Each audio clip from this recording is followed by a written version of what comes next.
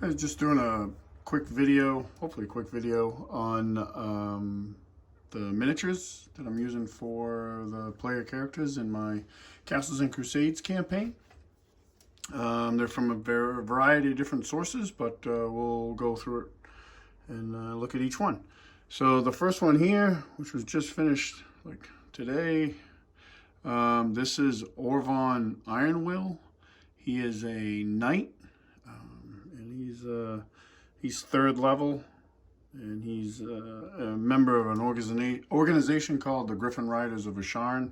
He doesn't have a griffin yet because he's not a high enough level knight, but that is what he's aspiring to do. And this is a Dark Sword miniature. The next one is Barry Cotter, who is the party wizard.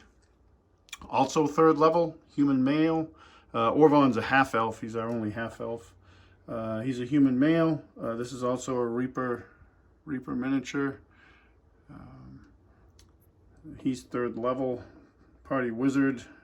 Bit of a coward, but he's finding his courage, usually with alcohol. Next up is Lork, and Lork is a half-orc ranger. This is a modified Reaper miniature that I painted. Lork is actually fourth level, and currently the party's heavy hitter, because Castles and Crusades does an excellent job with the ranger, all their classes, but the ranger is probably the best one I've ever seen. And against humanoids, they're very formidable, and so far they've been fighting a lot of humanoids. Behind him is his animal companion Fenris, which is a warg pup, another Reaper miniature. That he, if you look at the recaps in a solo session, he got a warg pup, and it's been growing. So it's not quite full size yet, but it's getting there. That's Lork. Whoops. Next up is Ronan Ferrum, and he is a fighter. Fresh off the farm in this miniature. He's actually already due for an upgrade in a miniature. But he plays Steve, my friend that plays him like a skirmisher. So he's really good with a bow, and he has, because we're using the advantages, optional rules for advantages out of the Castle Keeper's Guide. He has a lot more movement available to him. He can move his full move and still fight and shoot his bow. So he's the party archer. Next up, the next three are the comedic relief for the campaign, the three Dwarven Brothers. And they're all, this is a Frostgrave miniature, by the way, that's been modified. These are all, the Dwarven Brothers are all Cybor miniatures, which out of Poland, which I'm a big fan of their miniatures, especially their dwarves. I think they're some of the best dwarves in the business. The first one is... well, I'll switch these actually because this will make more sense. This one here is Sprawl Earthshade, and he is a cleric dedicated to the dwarven god of Throster, which is a god in some of the Castles and Crusades material and their setting, which I don't use. I use my own setting, but I like their god. So the brewing god. So he is the oldest of the brothers. And the wisest, probably, even though they all get up to some shenanigans. But he's the oldest of the brothers. Sprawl is also a third level cleric. Everybody's third level except for Lork. Lork's fourth level because my son who plays him has played more sessions than anyone else. So he's a little bit more advanced. Plus some of the items that he's found over the course of the campaign, the way it works in Castles Crusades.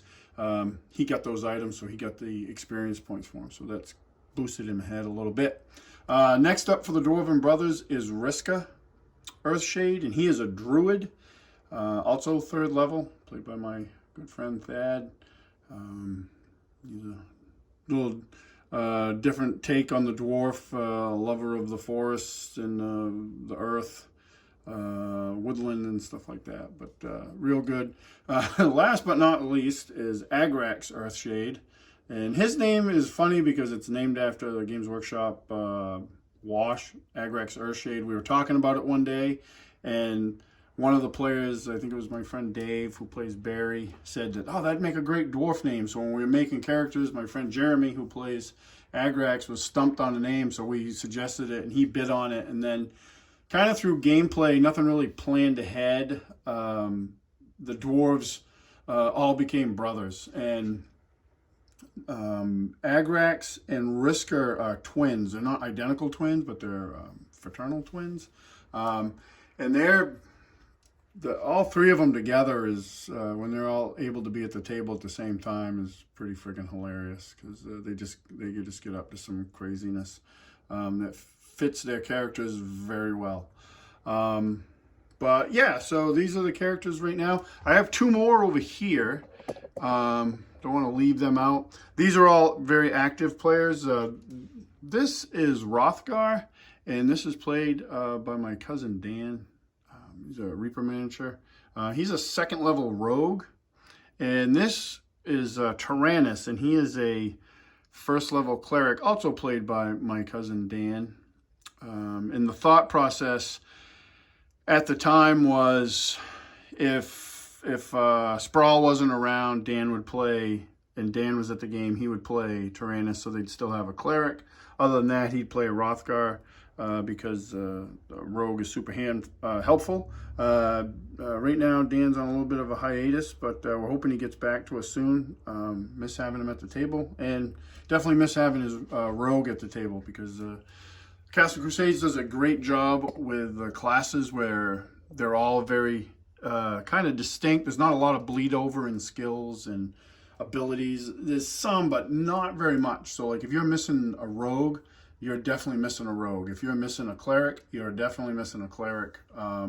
Fighters, having that, we've had a session or two where we didn't have like frontline fighters, and it changes the scope of fights and stuff quite a bit.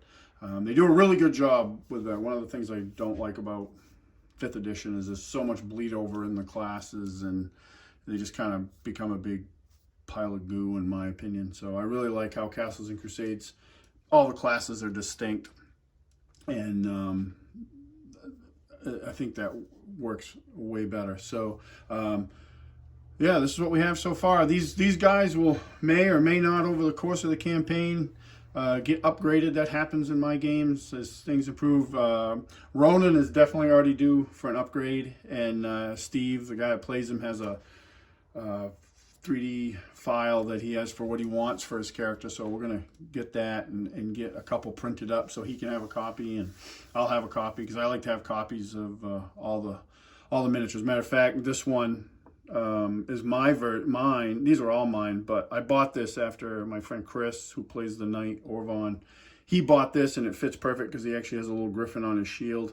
I needed a copy for myself, so I'm just kind of, I don't have OCD, but if I did, this would be, I guess, it. I have to have miniatures for all the characters, even if I have a few guys that paint their own, but I have to have my own too, so I like to do that. But yeah, that's it. Thanks for watching, and we'll see you in the next video.